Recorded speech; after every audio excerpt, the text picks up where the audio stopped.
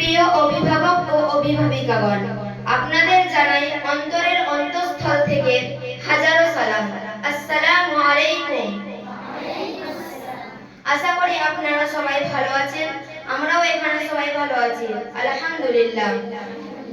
আমি আপনাদের সামনে মুহররম মাস উপলক্ষে দুটি হাদিস পেশ করে শোনাবো। আশা করি আপনারা সবাই মনোযোগ সহকারে শুনবেন।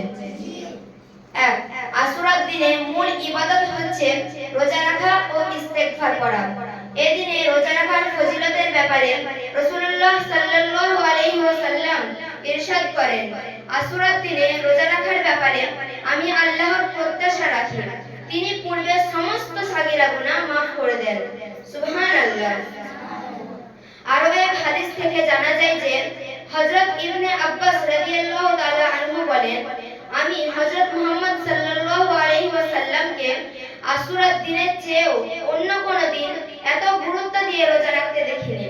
তাহলে আসুন আমরা সবাই মুহররম মাসের 9-10 তারিখ অথবা 10-11 তারিখ রোজা রাখার চেষ্টা করব ইনশাআল্লাহ।